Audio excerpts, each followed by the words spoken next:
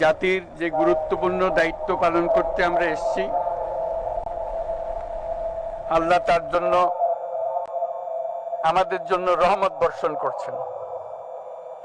আল্লাহর রহমত নিয়ে আমি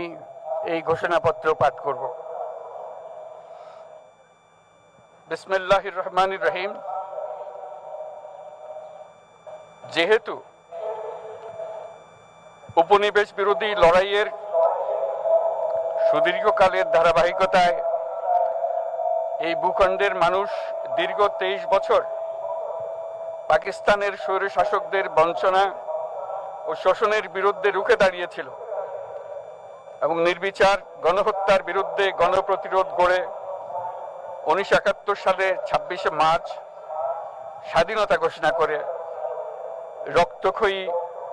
মুক্তিযুদ্ধের মাধ্যমে জাতীয় মুক্তির লক্ষ্যে বাংলাদেশ রাষ্ট্র প্রতিষ্ঠা করেছিল। এবং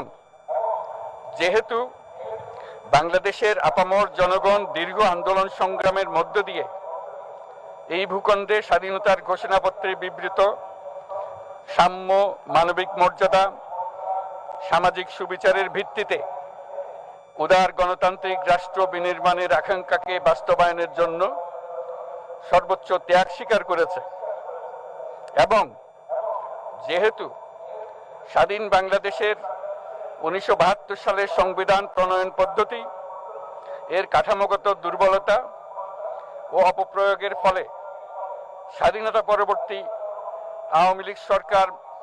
মুক্তিযুদ্ধের জন আকাঙ্ক্ষা পূরণে ব্যর্থ হয়েছিল এবং গণতন্ত্র ও রাষ্ট্রীয় প্রতিষ্ঠানগুলোর কার্যকারিতা ক্ষুণ্ণ করেছিল, এবং যেহেতু স্বাধীনতা পরবর্তী আওয়ামী লীগ সরকার স্বাধীনতার মূল মন্ত্র গণতান্ত্রিক শাসন ব্যবস্থার বিপরীতে বাকশাল নামে সাংবিধানিকভাবে একদলীয় শাসন ব্যবস্থা কায়েম করে এবং মত প্রকাশ ও বিচার বিভাগের স্বাধীনতা হরণ করে, যার প্রতিক্রিয়ায় 1975 সালের 7ই নভেম্বর দেশের সিপাহী জনতার ঐক্যবদ্ধ বিপ্লব সংগঠিত হয় এবং পরবর্তী সময়ে একদলীয় বাকশাল পদ্ধতির পরিবর্তে বহুদলীয় গণতন্ত্র, মত প্রকাশ ও বিচার বিভাগের স্বাধীনতা পুনঃপ্রবর্তনের পথ সুগম হয়। এবং যেহেতু 80-র দশকে সামরিক স্বৈরশাসনের বিরুদ্ধে দীর্ঘ 9 বছর ছাত্র জনতার অবিরাম সংগ্রামের মধ্য দিয়ে 1990 সালে গণ অভ্যুত্থান সংগঠিত হয় এবং 91 সনে পুনরায় সংসদীয় গণতান্ত্রিক শাসন ব্যবস্থার প্রবর্তন করা হয়, এবং যেহেতু দেশি বিদেশি চক্রান্তে সরকার পরিবর্তনের গণতান্ত্রিক প্রক্রিয়া ব্যাহত হওয়ায়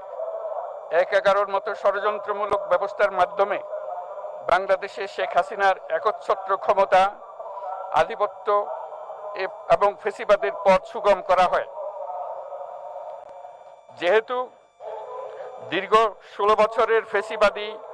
অগণতান্ত্রিক গণবিরোধী শাসন ব্যবস্থা কায়েমের লক্ষ্যে এবং একদলীয়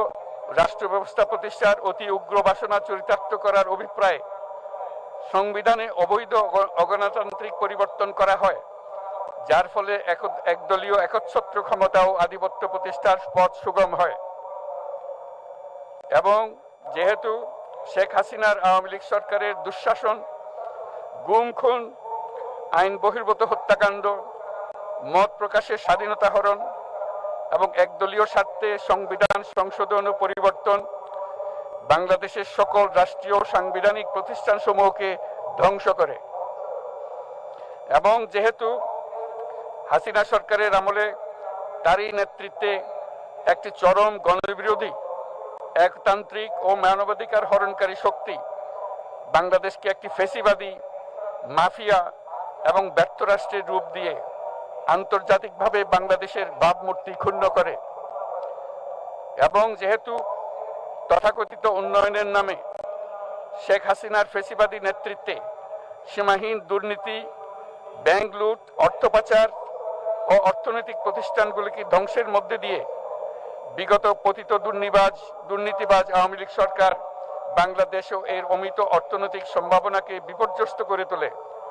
এবং পরিবেশ, প্রাণ বৈচিত্র্য ও জলবায়ুকে বিপন্ন করে এবং যেহেতু শেখ হাসিনার ফ্যাসিস্ট সরকারের বিরুদ্ধে রাজনৈতিক দল, ছাত্র শ্রমিক সংগঠন সহ সমাজের সর্বস্তরের জনগণ গত প্রায় 16 বছর যাবৎ নিরন্তর গণতান্ত্রিক সংগ্রাম করে জেল জুলুম, হামলা মামলা, গুম খুন ও বিচার বহির্ভূত হত্যাকাণ্ডের শিকার হয় এবং যেহেতু বাংলাদেশে বিদেশি রাষ্ট্রের অন্যায় প্রভুত্ব, শোষণ ও খবরদারিত্বের বিরুদ্ধে এদেশের মানুষের ন্যায়সঙ্গত আন্দোলনকে বহিঃশক্তির তাবেদার আওয়ামী লীগ সরকার নিষ্ঠুর শক্তি প্রয়োগের মাধ্যমে দমন করে এবং যেহেতু অবৈধভাবে ক্ষমতা অব্যাহত রাখতে আওয়ামী লীগ সরকার 3টি প্রহসনের নির্বাচনে এর জাতীয় সংসদ নির্বাচন এদেশের মানুষকে ভোটাধিকার ও প্রতিনিধিত্ব থেকে বঞ্চিত করে, যেহেতু আওয়ামী লীগ আমলে ভিন্ন মতের রাজনৈতিক নেতাকর্মী, শিক্ষার্থী,